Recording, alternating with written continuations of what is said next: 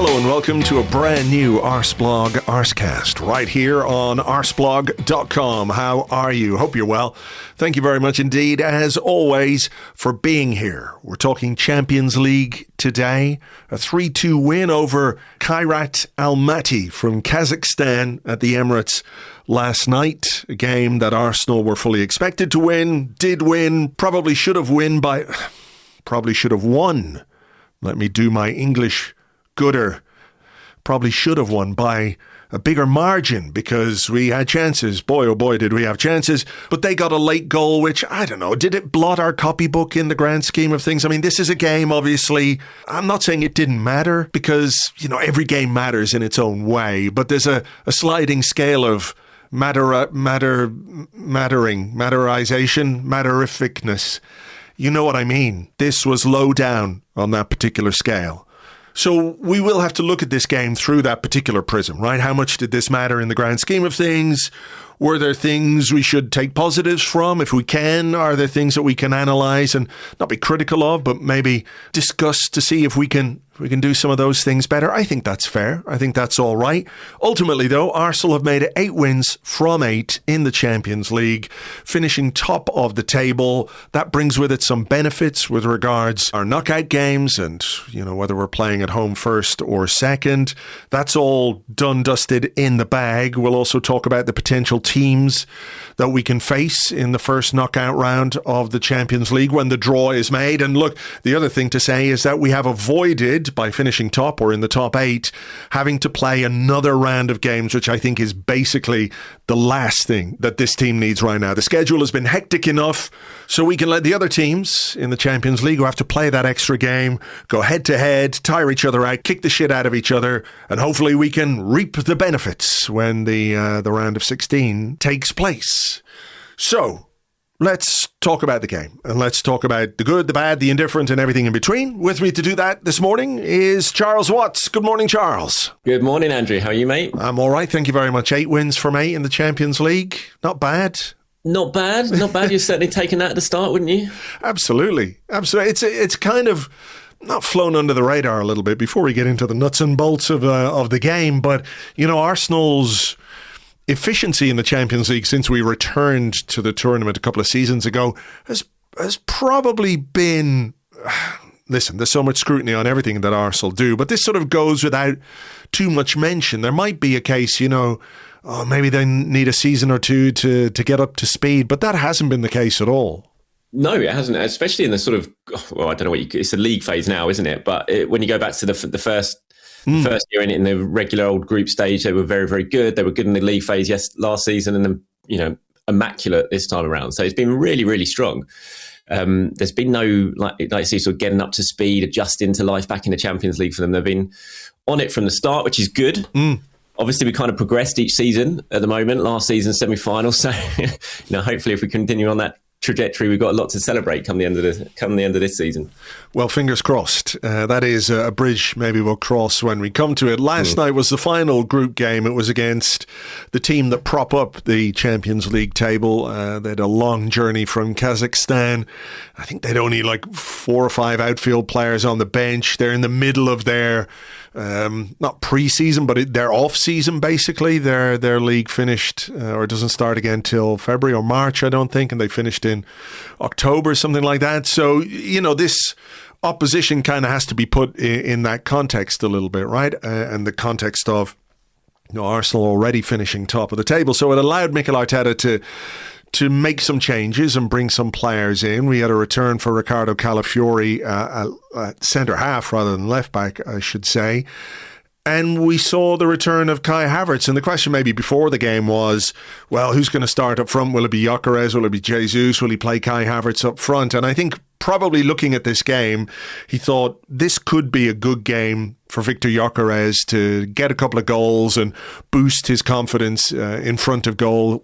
Strikers, as we know, thrive off end product. So given the opposition, I can understand why he played Gyokeres up there and decided then to play Kai Havertz in midfield, which is something he's talked about a little bit over the last couple of weeks when Havertz has been mentioned about where he might play and has spoken about him as somebody who can play in various positions. So that decision was interesting, but great to see Kai Havertz back, and obviously he made a very, very quick impact. Yeah, brilliant to see him back. We were in the press room before the game, and we sort of got word that Havertz was starting, I don't know, 20 or so minutes before the team lineup came out, and we all just presumed, so he's going to be up front then. And then when the team came out, we were all pretty surprised to see Gyokeres in there as well, and Havertz was playing a little bit deeper. But he's such a clever player, Havertz. He seems to have this sort of tag with him. I think basically from his first few months with the team, that he can't play in that midfield role because, he did struggle obviously early on in that role. I don't think that's the case. He's such a clever player. He's such a good player that he can play that role, and he's played it very well at times as well. But everyone seems to still remember those early struggles and kind of paint, the Aston Villa game when we basically ended up losing the title, and he dropped into midfield in that game. Yeah. And people always point to that as well. But he actually played really well in that game. It wasn't his fault. So he can play there, and he showed it yesterday. It was really, really encouraging. And I've been waiting a long time. We all have, but I just think he's such a good player, Havertz, and Arsenal have missed him massively. And albeit against the opposition Arsenal were up against last night, as you said, that has to be taken into account. Just showed signs in those first 45 minutes of exactly what he's going to bring, what he can bring, and exactly what Arsenal will be missing. He was very, very good, and undoubtedly for me the star of the show in that first half. For sure. I mean, it's such an interesting discussion because we might circle around to Martin Odegaard, we might circle around to Eberechi Eze, and the sort of troubles or struggles that Arsenal have had in those midfield areas this season to find the craft. 2 minutes in, he plays a ball for Viktor Gyokeres. I think there's a touch of good fortune because that first touch is not clean, I think it's fair to say, but it worked out for him. Took it on, spanked it in the bottom corner, and there's 1-0 to Arsenal in the second minute. And immediately Havertz has had an impact, Gyokeres has had an impact, and that would be like, if Arteta could have written the script, I think that's pretty close to what he would have come up with. Yeah, absolutely. It was a very Viktor Gyokeres first touch, wasn't it? Yeah, it really, really was. But he did get it out of his feet, and he took it very well when he got there. But yeah, the ball from Havertz was lovely. He dropped into that space, into that pocket, and as I sort of said at the start, he's such a clever player, Havertz, and he does have that in him. He can find a pass. He's not just about sort of scoring goals. He can absolutely pick that pass, and he just picks up very, very clever positions, and he did that with that goal. I thought the two of them actually linked up very well all night. I thought the runs were good. Havertz just looked like he was on a very similar wavelength to Gyokeres at times, and I think that will really encourage Mikel Arteta. And it was a good goal. It was a perfect start, as you said. Within 2 minutes for your two sort of front players to combine in the way they did, and Gyokeres to get his goal and Havertz. So it was a perfect start for Arsenal, for Arteta, and obviously 15 minutes later it was Havertz himself on the score sheet. So it doesn't really get much better than that. No, not really. But there was obviously a little blip, a little blot on the copybook, so to speak, which was Riccardo Calafiori conceding a penalty, which the referee didn't see in real time. The VAR had a look. When you see the replay, there's a tug. It was a definite penalty. It's a definite penalty. Yeah, I mean, you can't get away with that in this era, can you? Jorginho, not that one, not that Jorginho, a different Jorginho stepped up, rolled it into the bottom corner. So 5 minutes in, it's 1-1, kind of set the tone for what I think, generally speaking, was a really fun first half, a really enjoyable first half of football.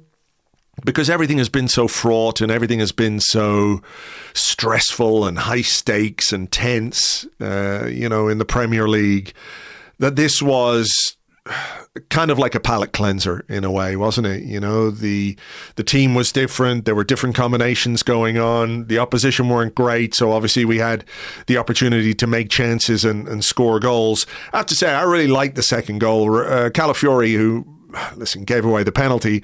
I thought he made up for it with some really nifty footwork in a deep area to keep the ball alive. We get it to Ben White. Ben White plays it down to Havertz. I enjoyed Gyokeres' NFL blocking maneuver here because he just sort of eased that Kairat defender out of the way. Havertz takes it on, finishes very well, and again, this is the perfect script for Mikel Arteta, where Havertz has come back after so long out and so many questions about what he might be capable of. An assist and a goal in the first 15, 16 minutes is perfect. Yeah, and he took it very well. I'm not quite sure what the goalkeeper was doing there. I think the goalkeeping coach might be having a little bit of words with him after that. He sort of dived. I think he was expecting Havertz to really pick out the corner, didn't he? And he went early and just too early. But it was a really nice run from Havertz. Again, it was kind of Gyokeres kind of made that run as well as the two of them on the same wavelength, expecting the pass from White. It was a good early ball from White, and Havertz showed good pace to get down there, took it in, nice finish. And like I said, it was a perfect. So I agree with you. I thought it was a really enjoyable first half. I was at half time. I was talking in the press room with a few of the other guys, and I mean, I've heard you and James been speaking in the last couple of weeks about the sort of tension around the Premier League games, and I think you really do. You really feel it, and I feel it even when I go to work. I feel completely different in these cup competitions when I go and I'm watching these games. You can just kind of breathe a little bit easier, even at Stamford Bridge a few weeks ago, and that's a big game. It's the Carabao Cup semi-final. It's a big game away at one of your big rivals, and even then, there was just the tension was just kind of dissipates when you go for these games, and then when you go to the Premier League, it just comes back. And I really I felt that again last night, and it was just nice to sort of to take in 45 minutes when the team were playing well, they were creating chances. I mean, well, we'll talk about the rest of the half in a minute, I'm sure, but quite how Arsenal only scored 3 goals when they went in at half time, I have absolutely no idea. Yeah, that's exactly what I was thinking. Is like how this is only 3 at half time, and how it only ended with 3 as well might be a point of discussion for the second half. But look, there were so many chances, weren't there? There was listen, I think with Gyokeres, if you're looking for the positive outlook on this performance, it's that often we haven't got him into positions where the ball has been for him to have an attempt on goal, or if he has been in that position, the ball hasn't arrived to him. He was in those positions. I thought he did make good runs, actually. There was one, I think, when Madueke had played a decently weighted pass to him. He was easily through on goal, but Madueke didn't play a decently weighted pass all night, barely. He missed some chances. There was a period of about 10 minutes where he put that one over the bar from Lewis Skelly's cross from the left. There was another one where I think it came to him near post. He put it wide. There were a couple of other moments where the ball just didn't get out from under his feet. So the encouraging thing is that he was sort of there or thereabouts, but there was still an element of not quite when it came to his finishing. And I suppose the one I'd really look at is that cross from the left from Lewis Skelly, where if you're a striker and you're in that position and you're in the box, he'll be, if we're critical or whatever, I'm sure he'll be just as critical or ultra critical. When he went home last night, he would have been thinking, how have I not scored more than 1 goal in this game? Yeah, there's no way he went home not disappointed last night. Gyokeres, he had a real opportunity to kind of stat pad yesterday, I thought, against a team who was there for the taking. And, he's really struggled physically against the defenders in the Premier League this season. That's been pretty clear. Whereas in Portugal last year, he had it pretty much his own way against the majority of defences he came up against. He could bully them, get themselves into good positions and take those chances. He hasn't been able to do that in the Premier League because the players are so physically strong that he comes up against. But yesterday he did have a huge physical advantage over those defenders. You saw it straight away. He could bully them and get themselves into positions to score goals. And he just didn't take advantage of it. I thought the Lewis Skelly one was tougher than it looks, because he does fizz that in. It is a case of just kind of throwing your foot out there and hoping you get a good connection and it goes in. And his body shape was so leaning back. It was very hard, I think, to control that. You should score, obviously, but I don't think it was I actually thought the near post one was a better opportunity. Right. He had a bit more time on that to put it in himself than just sort of throwing himself in front of the Lewis Skelly one. But he will be disappointed. There's no doubt about it. He knows full well he could have. I think he's on 9 now. Did that take him to 9 yesterday? That goal for the season in all competitions. He could have easily been well into double figures on the back of that, and he'll be a little bit frustrated, I'm sure. He did speak in the mix zone afterwards, and he admitted he needed to take a few more of those chances. But I'm sure he'd have been disappointed at the end of it, because it was an opportunity. Like I said, it felt like, all those compilations you used to watch of him in Portugal last season, and the way he would sort of muscle his way past defenders and get shooting opportunity.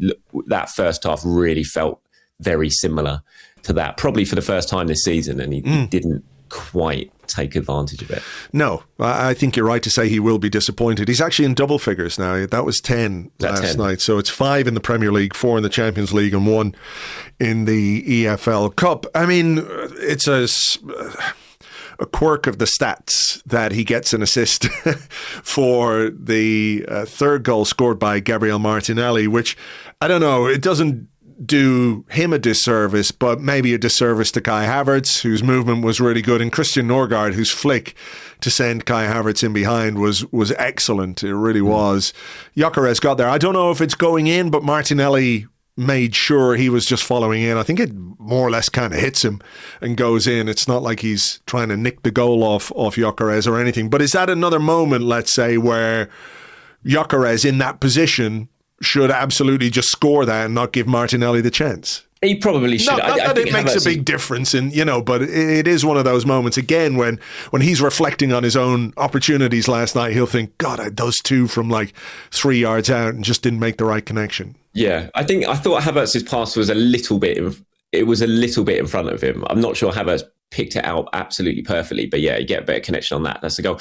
I don't know. I mean, you were watching it on TV, weren't you? Because they did the long VAR check and. Did they check the second one? They must have done from Gyokeres' touch. Martinelli was, because it looked to me like Martinelli was ahead of Gyokeres when I was surprised because we only saw the lines being drawn for the initial flick from Ødegaard to Havertz, which showed Havertz was onside, but they didn't show the lines for the second one because I thought that looked more offside than the original pass. Really good from Ødegaard, like you said, very, very good. I thought he had a good game actually, Ødegaard. He created that opportunity for Jesus in the second half as well that he put wide. So there were some good moments from Ødegaard, and that flick was very, very nice. It was another good team goal, and again, Havertz heavily involved in it in all 3 goals in that first half, which was really, really positive. Mikel spoke in the press conference afterwards about his ability to sort of connect play, and I think we saw that a lot in the first half. He connects things very, very well. He's so smart and his movement's so good. So yeah, lovely goal. But again, there's no way. I mean, Martinelli was almost apologetic to Gyokeres at the end when he was waiting for the VAR check, and then when it was given, he sort of looked at him and was like, "Yeah, sorry about that, mate." I think it was going in. I think it was just about edging in, but it wasn't the cleanest of contact. Yeah, I'm just looking at the replay here, and I've paused it, and I think Martinelli is just behind the ball when Gyokeres touches it. I think it is probably going in. Yeah, but.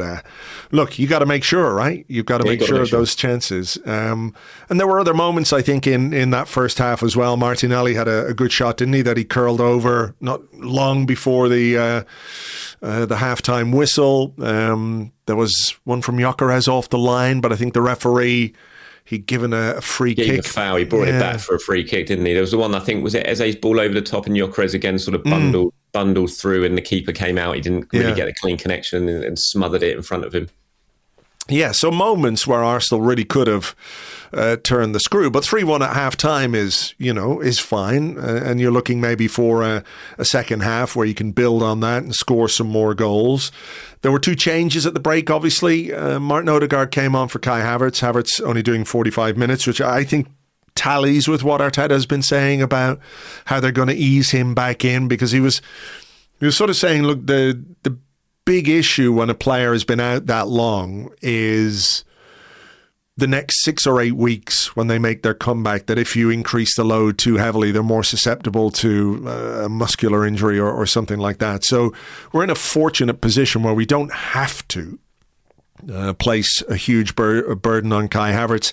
I'm guessing Calafiori again, because he's been out for a while. That and the combination of the yellow card meant that he came off at halftime as well.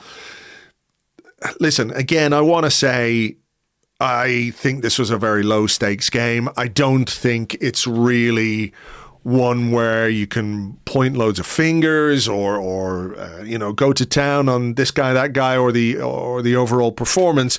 But I was a little disappointed maybe that certain players or the team didn't quite click the way they did in the second half, because it felt to me, or maybe it does to you too, that we have 3 or 4, maybe 5 players at this moment in time, a couple of whom maybe didn't play last night, who could really do with a goal or an assist, or a couple of goals and a couple of assists, and what that might mean for their own confidence and what that might mean for their own form.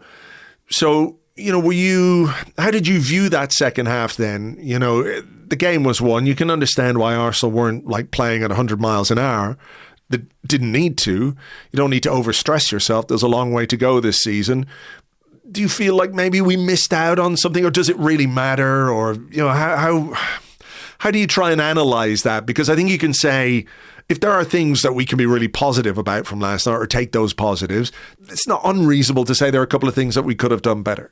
I think we definitely could have done things better in that second half. I think Mikel, and I was listening to him in the press conference afterwards and looking at his facial expressions, I think he was disappointed in how that game panned out. I think he knows that the team and some players, as you said, sort of missed the opportunity in that second half to really lift the mood and lift the momentum. Because there was opportunities to win that. You know, they could have easily gone on 4, 5, 6, 7 even. And then suddenly it's just a really nice momentum builder ahead of Ellen Road. And I think they just lost a bit of momentum in that second half. And to concede as well right at the end of it, as basically the last kick, again, it just, I don't know if send everyone home on a bit of a downer is the right way to phrase it, because like you said, it was a win. But it just, even watching the fans sort of stream past me at the end out the stadium, you know, having seen that goal conceded, and, you know, no goals in the second half and conceding one to Kairat, you know, it just sucked the life out of it a little bit at the end. I think Mikel will be not even a touch disappointed. I think he'll be very disappointed with how that second half panned out. They created chances, plenty of chances. It wasn't that the chances and the chance creation completely dried up in that second half, but the pace did drop. Sure. A lot. I think Kairat were in sort of damage limitation mode in that second half more than they were in the first half. They definitely kept things tighter, I thought, and sat deeper than they had in the first half. The space wasn't there as much, but you know, there was a real chance. You know, Ødegaard coming on at half time, who clearly is struggling a little bit, I think, for form and confidence at the moment, had a real opportunity to kind of take that game by the scruff of the neck. I was certainly hoping I was going to see that from him. Didn't really happen. You know, Madueke, it was the most Madueke night I think you've kind of ever seen, really. There were some really good moments in the first half when he had the ball at his feet. He was getting the fans excited as he danced into the penalty area, and then suddenly the end product was just lacking so much, whether it be the final pass, which was constantly being overhit, whether it would be the shooting, which, I mean, the one at the end of that second half, which basically cleared the stadium, just kind of summed it up. And so there was just a sense of frustration, I thought, in the way that second half, they didn't build on what they'd done in the first half, because the opportunities were there, and there was and especially for a few players, you know, to really make their mark and find themselves some form, and didn't quite take that. I mean, listen, I was going to ask you a bit later about Martin Odegaard, but you've mentioned him already, so I have to say, listen, I think in this day and age, analysis of individuals can get a bit extreme. Like, if you don't, I agree. You know, if you don't have a good game, you're terrible. And if you have a good game, you're the best in the world until you don't have a good game, and then you're terrible again. But, I have to admit, and I'm a big fan of Martin Odegaard. I think what he's done in an Arsenal shirt for the most part has been excellent. But like you, I looked at that second half yesterday and I thought, you know what? Here's a guy who hasn't really found his form this season, hasn't really found any rhythm. Is this the perfect 45 minutes of football ahead of a difficult away game at the weekend to really influence a game, right? And he had a couple of chances. He had a couple of headed chances. Martinelli, I think, delivered both of them. Like, Martinelli, I think, for me, was the only one in the front three who really played with the kind of endeavour to try and make something definitely happen in that second half. But I don't necessarily judge Martin Odegaard on whether or not he can finish a headed chance from 12 yards out in the opposition box, right? If he gets them to feet and he doesn't finish, maybe that's a different conversation. But I have to say, I'm worried about Martin Odegaard, and I'm worried about his form, and I'm worried about that he just hasn't quite been himself since he picked up that injury last season, playing for Norway, the ankle injury. Is it something physical? Is it something mental, psychological? He doesn't look quite the same to me. And I do wonder, how do we get him back? Or can we get him back at this stage? Or what does Mikel Arteta do to try and relight the fire that Martin Odegaard can bring to this Arsenal team? Because, listen, he's very well respected by his teammates.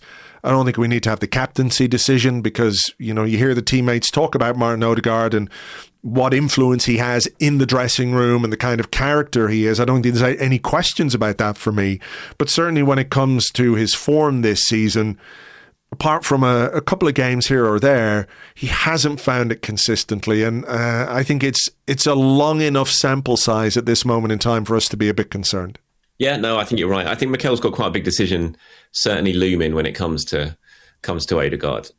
Like you, I was really hoping to just see him sort of spark himself into life in that second half. It was a good opportunity, and he just didn't quite do it. And agree, you don't sort of judge him on a couple of headed chances. It was more his sort of all-round play when he's on the ball and making things happen that just wasn't really there, and it hasn't been there for a fair while now. I mean, it's frustrating because at the start of the month, you sort of go back to it and you had that little period of games when you had the Brighton game on the 27th of December, Villa on the 30th, and then you had Bournemouth away on the 3rd, and he had 3 really good performances in those games, and you're like, oh, here we go, he's finding his form, he's getting himself back to full fitness and looking good, and then it's just tailed off. He hasn't been able to sort of continue with that consistency, and I think the last few games it's been a real struggle for him. And can you continue, if you're Mikel Arteta, can you continue with that, or do you need to take him out the fire? And I feel like people are really getting on his back as well, which I'm sure he doesn't sit there reading social media, but it's probably still pretty hard to ignore. And whether that's having a bit of an impact on him as well, you can kind of hear the groans in the stadiums at time when he's trying to, another one of those flicked passes over the top of the defence or something like that, or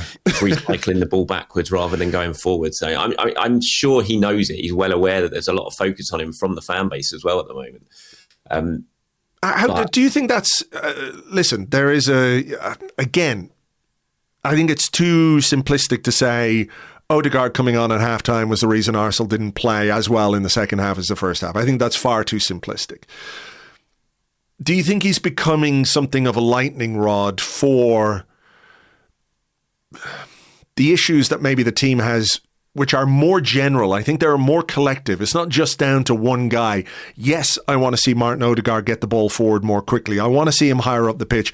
I don't want to see those scoopy passes because they're easy to defend unless they're absolutely perfect and the defences aren't expecting them. I think it's right to expect more from Martin Odegaard as an individual, and you can say as captain, he's got a bit more responsibility if you want, right? But I think maybe the idea that it's solely down to Martin Odegaard doesn't really ring true for me, because I think the issues that we have with not playing forward quickly enough, recycling possession, which I'm sure is an instruction to all of the players, if you don't see the opportunity, come back, start again. It's, part and parcel of football. But I feel like now he is so strongly associated with the flaws that exist across elements of the team that it's I'm not saying it's unfair, because he's got to play better, there's no question, but I don't think it's just down to Martin Odegaard. But he is seen now as kind of that guy, and the fault lies right here. No, but you're absolutely right calling him the lightning rod. I think that's absolutely correct. Like you just notice it on anything you sort of put out now. Like even yesterday, like the first goal was scored, and instead of sort of celebrating Havertz's pass or Gyokeres' run, you see so many comments underneath it are Havertz showing Ødegaard what he should do. Ødegaard's not even on the pitch, and yet he's taking flack. And I think he is seen as, by a lot of people, as the kind of reason for Arsenal's struggles creative wise, and it's not just down to him. I mean, strangely, even in the United game at the weekend, I actually didn't think he played that badly at all for the first sort of half an hour when Arsenal were pretty good and were on top. And I thought Ødegaard played quite a big part in Arsenal being very good in that first half an hour. Played his part in the goal. There was a couple of nice little sort of flicks to get Arsenal going, and in the transition, the chance that Saliba got down the right-hand side and cut it back for Rice. I think Ødegaard was kind of involved in that. And there was another really nice quick pass across to set Arsenal going down the left as well from him. And yet, he kind of got so much of the blame for that afterwards as well. And I just don't know if that's entirely fair. It does feel like he is that lightning rod at the moment and seems to be taking the flak for the team's wider struggles. But you're right, we do want to see Martin Odegaard play better. I was listening to you and James earlier, I think it was this week's Arsecast, and James was talking about it and saying, I don't quite understand what's being asked of Ødegaard in this team at the moment. And I do think that plays a part in it as well. I'm not entirely sure exactly what Arteta is asking from him, because he does drop so deep now at times. He's not playing as that out and out kind of right 8 or 10, whatever you want to call him. And that has to be coming from the manager sort of tactically as well. And why exactly is he being asked to do that? Why not focus on what he's very, very good at? When you've got a Zubimendi and you've got Rice, who's kind of playing deeper this season anyway, do you need Ødegaard drifting into those deeper positions? Probably not. So can we not just tell him to stay higher up the pitch so you can influence the game where we know you can influence it? We've seen you before. You can score from the edge of the box. You can set players up with your link-up playing, those little sort of passes through the lines. So I do feel like he kind of looks a bit like a confused player at the moment in terms of exactly what his role in this team is. But I feel like Mikel's got a decision to make on him because I'm not sure he's doing enough to justify his place in the team. I'm sure we'll get onto this in a minute. I actually quite liked Eze's performance yesterday. Yes. It wasn't spectacular by any means, but I liked it, and I think he did a lot of things well. And when you sort of really took your time afterwards the game to look back at what Eze did in some of the periods of the game, it was good. It was quick. It was incisive. It was forward thinking. Mm-hmm. And I just feel at the moment, with the way things are going on in the league, Arsenal do feel like they need a bit of a change and need a bit of a shake-up just to try and get them going again. And for me, I really think Eze needs to be involved more than he has been. And I thought we saw some good stuff from him yesterday. And personally, for me, he'd be starting it. And I don't think he will. I think Ødegaard will keep his place in the team, but I'd be getting Eze in the team for Ellen Road at the weekend. I'd be certainly tempted by that, I have to say. I see a lot of discussion about maybe using Eze from the left. I think maybe after the Aston Villa game, that's not something Mikel Arteta necessarily wants to do. Can you really bin off that whole idea just on one poor 45 minutes? Listen, maybe it was something he had in his mind anyway. I remember... It just feels so definite after just, one... Yes, he didn't track Matty Cash back for the goal, but to kind of seemingly bin off the whole idea of Eze off the left, which is a role we know he can do. He does it for England at times. He's done it at Crystal Palace, albeit in a slightly different system. Mm-hmm. To completely just shut down that idea, which seemingly Arteta has done since that game, it feels very, very... It does a bit. I mean, I suppose you could say that in mitigation, Trossard was playing really well out there at the time. And therefore, it wasn't so much about Eze not tracking Matty Cash in that moment as Trossard playing well and not wanting to change that. But Trossard, hasn't been quite at the races like many of our attacking players of late. He hasn't quite been delivering the way you would like. So I see that about Eze on the left. I'm with you. I thought, first half, this was another one where I was like, I want to see a little bit more from him. But when you look at it in the end, he ends up with 2 big chances created, 6 key passes in the game. I thought he grew into it as the game went on. I liked, like you, quite a bit of what he did in that second half against Kairat. I wonder if it is sort of touch and go between him and Ødegaard for the game on Saturday at Elland Road. I suppose the thing that you would look at in that game is it's likely to be a hard running game, isn't it?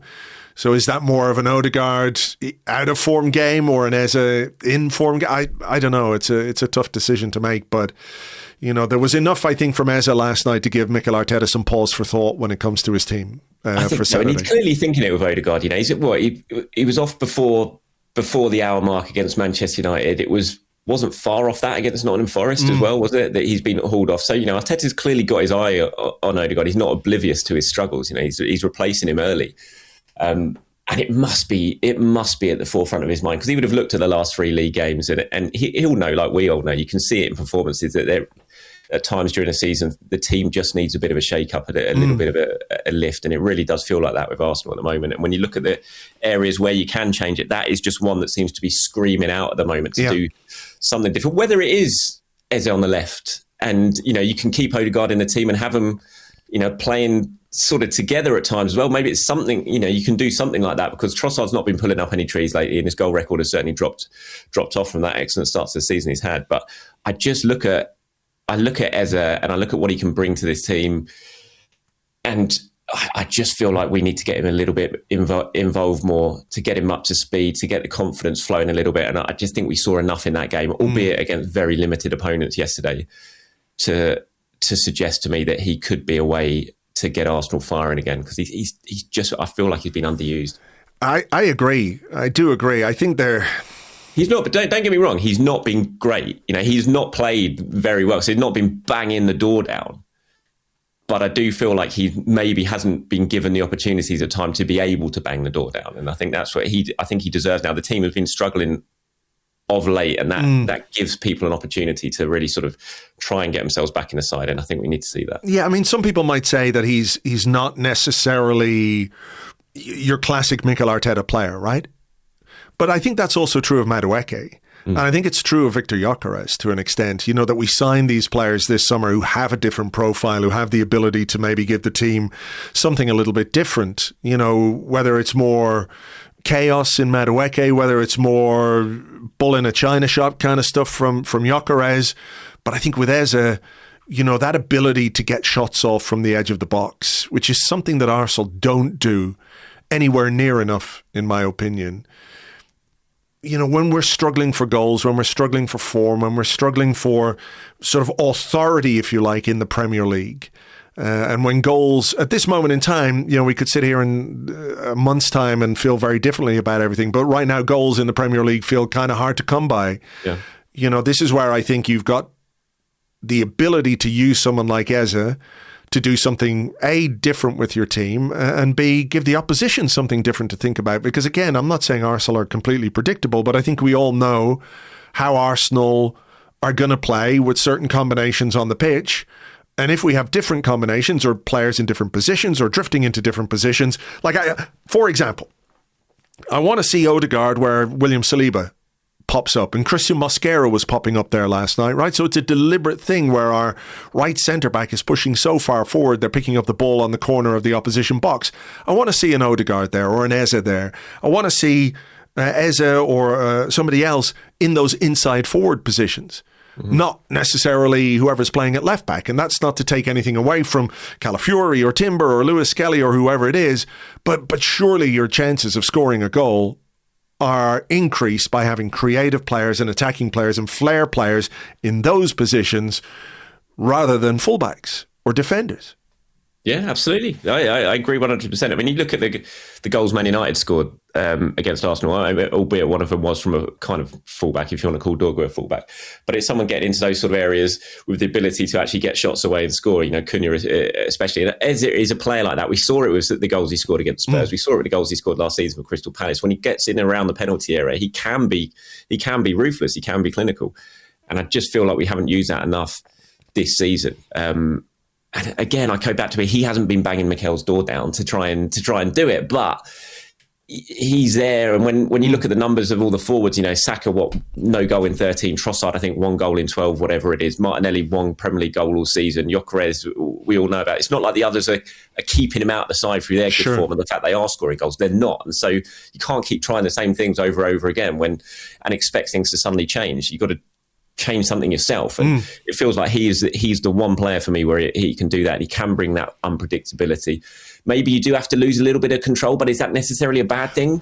I don't think it is at the moment, because me either. Yeah. You can see it with Arsenal at the moment. They are struggling a little bit, so maybe it is a case of losing that control a little bit, and that will open the spaces up for Arsenal to be able to exploit and do some damage, because we see when they do have some space, they can cause damage. Look at the way they played at San Siro against Inter Milan. Again, as he was involved in that game, and it was his forward pass that led to the Gabriel Jesus goal. It wasn't, again, a game where he sort of screamed, "You have to play me," on the back of his performance, but there was enough in it to suggest, maybe we need to get him on the pitch more.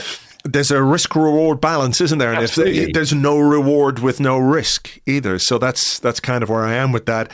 But again, just sort of generally speaking about the second half, I liked Eze, as I said, but maybe could have got a bit more, from Ødegaard, could have got a bit more from Madueke when it came to the final action, which was pretty much always bad, apart from one great pass that he played into a 17-year-old debutant, Brando Bailey-Joseph. He just couldn't quite get the ball under control. That would have been a great moment for him, but that was about the best we got from Madueke. Gabriel Jesus came on. I know he had one disallowed for offside, but it was offside. There were another couple of chances there where, one, he just side-footed wide, didn't get any curl on it. I think you need or expect him to hit the target there. There was another one where I think he could have squared it to Madueke.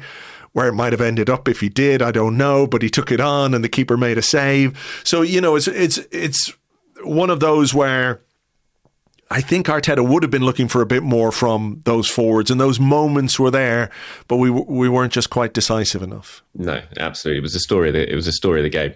The fact from the moment Arsenal scored that third goal, in that next 60 minutes or whatever it was, that they were outscored 1-0 by Kairat is just unbelievable. I saw a stat at the end of the game I hadn't noticed as well, that the Arsenal in the United game and last night, they've conceded a combined 5 shots on target, and they conceded a goal to every single one of those shots, which is just absolutely mad, really. It was very comical when they scored that goal at the end. It was good. I mean, I was in the press box surrounded by, I think they were journalists, but none of them had their laptops out and were doing any work throughout the entirety of the game, and they're all wearing Kairat colours as well. But I think they must have been journalists who travelled over for the game. But yeah, I mean, you could see what it meant to them. It was a huge moment. I mean, they all celebrated the goal when it went in at the end. So it was a big moment for them, and for the travelling fans who were great throughout as well. But yeah, I mean, it was just a big missed opportunity for Arsenal to really. It could have been a cricket. It should have been a cricket. Should have been. James actually did an on the whistle video. I think he's doing a piece for The Athletic, but he spent the game with the Kairat fans. Yeah, I saw that. Yeah, so some nice stuff in there, and listen, a nice moment for them. But I want to come back to that late goal because it plays into something else that I want to ask you about. The big positive, obviously, Kai Havertz. Great 45 minutes from him. Arsenal have made it 8 from 8. They finished top of the Champions League table. It means that we're at home in the second leg of every knockout round or every game that we play in. It means also we don't have to play in that extra game, which I think is more or less the last thing that we need at this moment in time. So, I think, stepping back more broadly, you can reflect on the league phase of the Champions League as pretty damn successful from an Arsenal perspective, and I think it does speak to the progression we've made as a team, and maybe the perception of Arsenal as a team in Europe. And listen, you can talk about Kairat being lowly opposition, but Arsenal have beaten Bayern Munich, they've beaten Atletico Madrid, they've beaten Inter Milan away from home. Some big games and big confidence-boosting performances in Europe this season. So I think the team deserves, at this moment in time, again, when everything is so hyper-focused on the Premier League, a lot of credit for what they've done in the Champions League this season. We know that the potential draw could put us up against Borussia Dortmund, Atalanta, Bayer Leverkusen, or Olympiacos. Will you join me, Charles, in a silent moment of prayer to whoever it is you believe in, or if you don't believe in anyone, just please not fucking Olympiacos again? I mean, we can do it, Andrew, but we know it's not going to work because you just know exactly who Arsenal are going to get. Yeah, Olympiacos nailed on 100%. It will be Arsenal versus Olympiacos. Not a bad draw, though.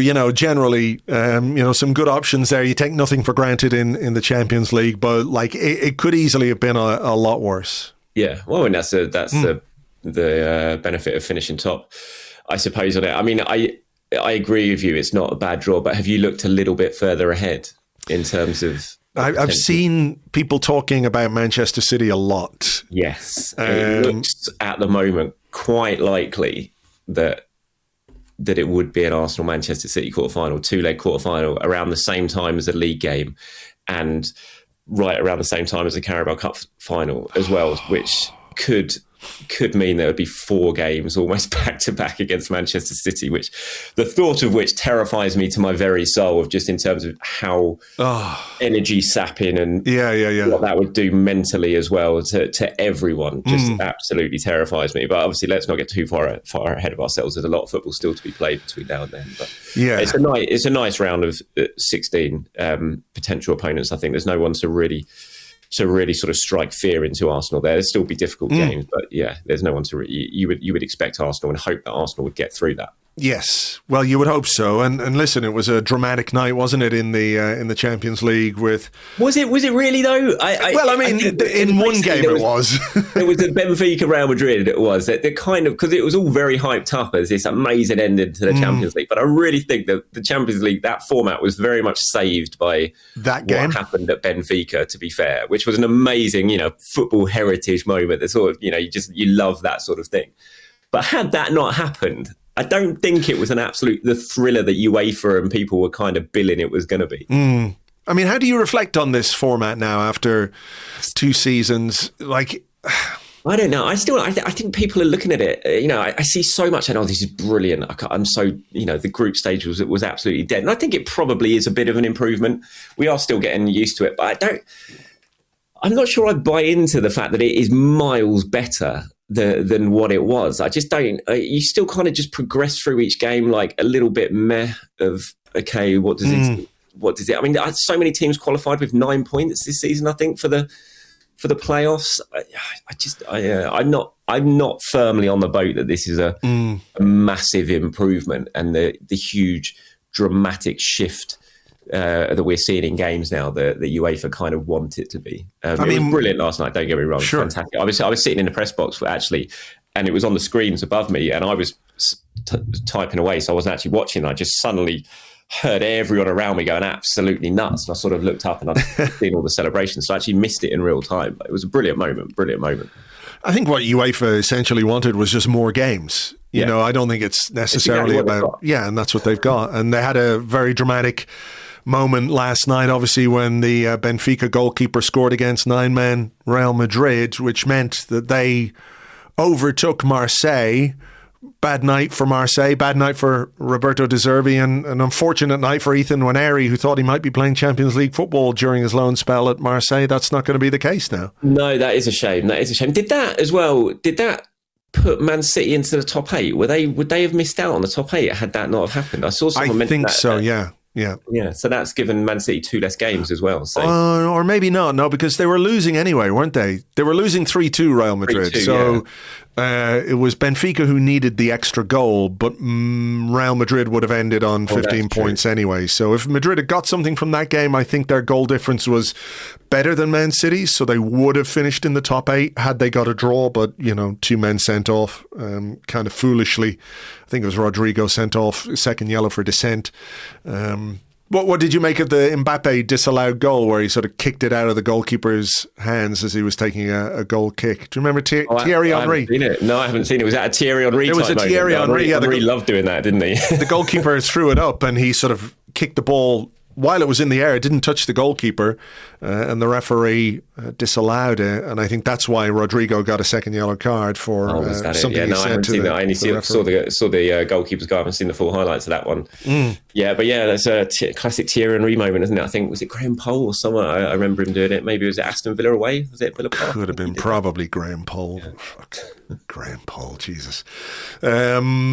Right, before we go, I did want to just sort of circle back around to some of Mikel Arteta's comments pre-game, following the Manchester United game, following the discourse or fallout or whatever it is. Listen, you go to his press conferences a lot. You know that there are days where he's trying very hard not to say anything, right? Sometimes he might give a message about an incident. You feel like maybe he's speaking to sections of the media specifically. Sometimes you feel like maybe he's speaking to his players here. That's a message for his players publicly, which is often the case when he talks about how much I love these players. We got to show them how. Sometimes he's speaking to the fans, and I think he obviously had a bit of time to think after the Manchester United game. He was asked to reflect on that, and in no way is he not speaking to the fans in this moment. I just want to play it in case people haven't heard it. You'll have heard it because you were probably there. But this is what he had to say when asked to reflect on the Manchester United defeat.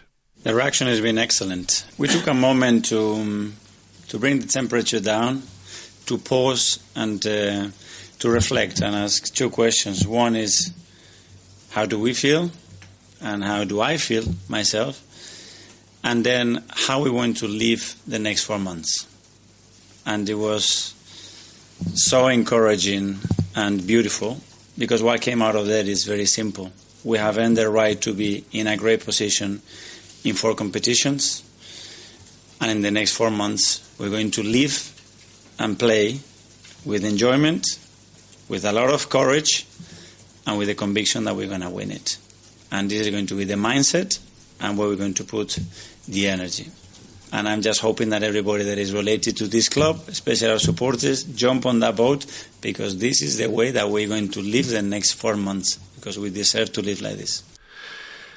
It is a message to the fans, right? Where, nobody likes losing. Everybody hates losing to Manchester United. Everybody hates losing in the manner in which we lost. And, I don't want to rehash that whole discussion about how people should react or how people should feel or anything like it, because I think everyone is entitled to feel exactly how they want to feel about all of this, because it is tense and it is nervous. And I think we talked a couple of weeks ago just on WhatsApp about holy fuck, this feels so acute in many ways. That we've seen Arsenal win things before, we've seen Arsenal lose things before, but experiencing this season is something different, I think, and there are various reasons for that.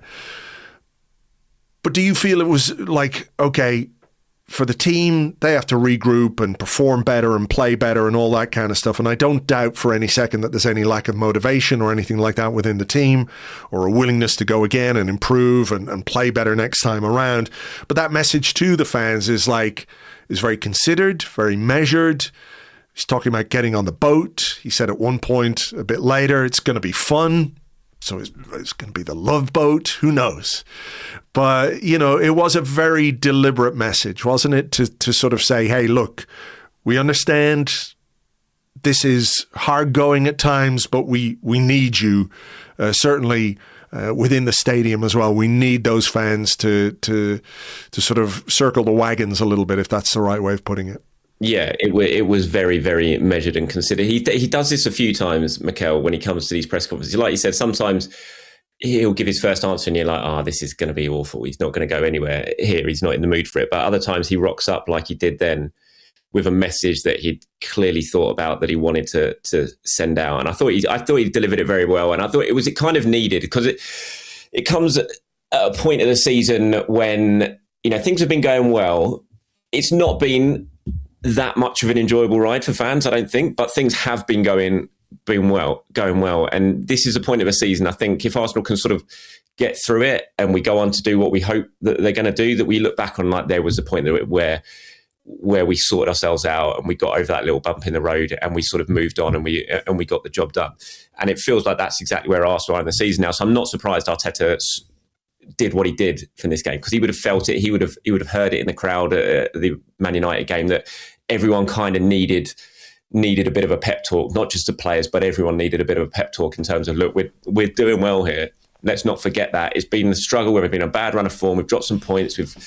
We've not taken advantage of some situations we probably should have taken advantage of, but we're still in a very, very good position. Yeah. I think he just wanted to make sure he got that point across. And I thought he delivered it well. But I think it just paints a wider picture almost of this season. Like you said, we were chatting on WhatsApp, this is the strangest season I can remember, I think, as a sort of fan. When I go, because I'm in that nice position where I go as a fan a lot, but I also go in the press box a lot. And it doesn't matter whether I'm as a fan or whether I'm working. When I walk into a stadium in a Premier League game, it feels exactly the same to me. It's just, I immediately just get this sense of fear, of pressure, and everything just takes over me. And when I walk into a cup game, it's a completely different feeling. And I'm sure the players feel that, and I'm sure the majority of fans feel it, because we all want it so much. And you're right, it's impossible to tell fans how they should approach it. I'm trying to take a very sort of personal view of this season. Like I've taken a decision from after games, if things don't go well, I really try and stay away from the computer and social media. And it's tough because of what I do. I need to be involved in it. I've got a Discord like yourself for my channel, and got a great community on there that we love chatting all things Arsenal. But as soon as a result goes up against us, I feel like I need to take a step back this season, because I just want to try and enjoy it the way I can and get through it the way I can. And it's easy to get sort of lost in a bit of a sea of negativity. And I think it is just really important to take a step back at time and think, we are doing well. It's not I think the football, and I heard you and James talking about this as well, I do think the football and the style of football sort of plays a part in this as well. If it's been really enjoyable games and we've been scoring lots of goals, it would kind of be easier to get through these tricky periods that it is now. But I do think the style of football is playing a bit of a part in how people are viewing this season as well. And so when Arteta talks about that in that speech, we're going to enjoy the next 3 or 4 months. I know what he's saying, but I'm not sure. I'm not exactly sure that he's going to be right. No, I know what you mean. I think, there's a couple of things. One is that, we're not getting enough from our forward players, and people might think that's a structural issue, a systemic issue, a tactical issue, whatever it is, right? But I think what's happened is the sort of poor run, if you want to call it that, or the unconvincing form has come at a time when those players have all been kind of out of form at the same time. And listen, some will say it's not a coincidence that they're all out of form at the same time. It's got to be something that the manager has to do and has to put right. And I can see that point of view. Excuse me.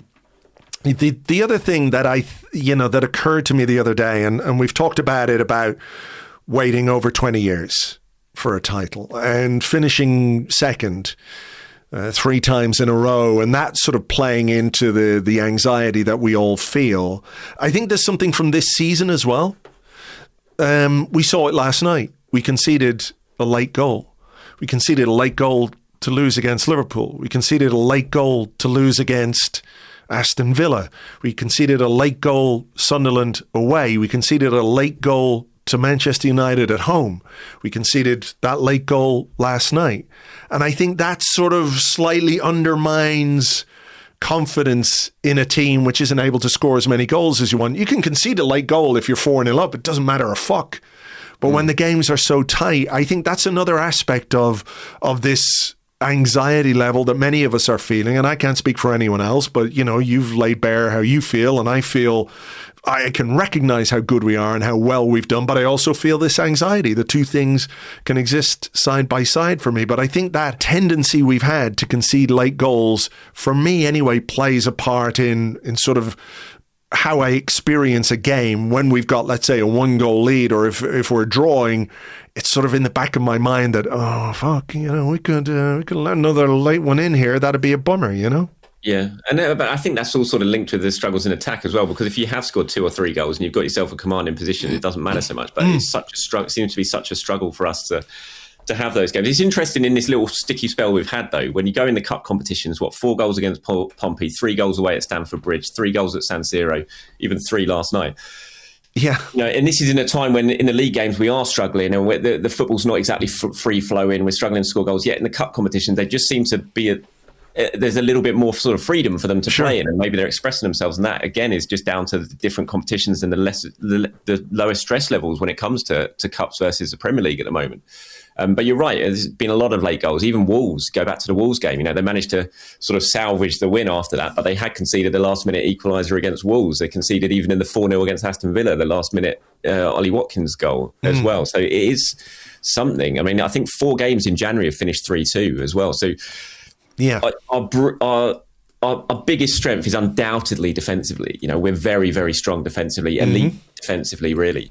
But even there, of late, we've started to concede a few goals, and really sort of silly goals that we weren't conceding at the sort of early stages of the season. And so that, I think, sort of increases the anxiety levels as well, because the one thing you could always rely on with us, at the moment, we're not really able to rely on that as much as well. So yeah, it all just sort of adds up to a very stressful next few months, Andrew, unfortunately. Yes. Yeah. I would love us to sort of click into gear. And you remember 2 years ago, although we didn't get the job done this time of year, we sort of went to West Ham, smashed them for 6, and then suddenly it was just 7 against Sheffield United, 6 at Burnley, and the goals just started coming. I would love for that to happen right now. I don't feel like it's going to, but it would be so nice just to have a bit of enjoyment. I'm strangely optimistic about Leeds at the weekend. I like that fixture for some reason this weekend. I prefer to be away from home. I feel like Leeds, they're in a good run of form at the moment. They're going to be, obviously it's going to be very loud there at Elling Road. Anyone who's been and watched football there knows that, and that's going to push Leeds forward a little bit. I do feel like there might be some space in that game for Arsenal to exploit. I hope I'm not going to have real sort of egg on my face after it, but I feel like it could be the sort of game that Arsenal need to get themselves out of this slump. So fingers crossed we can go there and get the job done there, and then can kick ourselves back into gear and get out of this mini slump. Because it is we are in a fantastic position, Andrew. We've just gone 8 wins from 8 in the Champions League with 4 points clear in the Premier League. So we are in a good position. It's just about sort of maintaining that now, Kicking on again, and stretching it again, and just not letting this little slump, which we are in, this little slump sort of extend further and become sort of anything bigger. 100%. And I think, just to finish your point on what you said about that run we went on a couple of years ago, like before we did it, it was like, where are the goals going to come from? How are we going to do it? It felt like we were never going to score again. And then all of a sudden the floodgates open. So hopefully, without taking anything for granted, a clean sheet and some goals at Ellen Road might just be the fire we need to get our season going again. But look, we better leave it there. As ever, Charles, thank you very much indeed, and we'll chat soon. Thanks, Andrew. Thank you very much indeed to Charles. You can find him in all the usual social media places. And of course, you can subscribe to his YouTube channel. You will find a link to that in the show notes. So that's just about that. There is, of course, a big game coming up on Saturday afternoon. We're away to Leeds. It's going to be tough. We need to get back to winning ways in the Premier League. And we'll talk about how that might happen, what kind of a team we might pick, and lots more besides when we analyse and preview the game in our preview podcast over on Patreon, which you can join for just $6 a month plus sales tax, if that is applicable in your jurisdiction. Nothing we can do about that, unfortunately, but you can join at patreon.com/Arseblog. For now, though, folks, take it easy. Thanks so much, as always, for being here. Thank you for listening. Thank you for being part of this community. Look after each other out there. It's a crazy, weird, fucked up world we're living in right now, and I'm not just talking about the football. So it's on us to put a little good out there, as and when we can do that. So mind your friends and your family and your neighbours and yourselves. Of course, look after yourself. Hopefully the Arse will give us something to celebrate at the weekend. For now, though, take it easy, folks, and we will catch you on the next one. Until then, cheers. Bye-bye.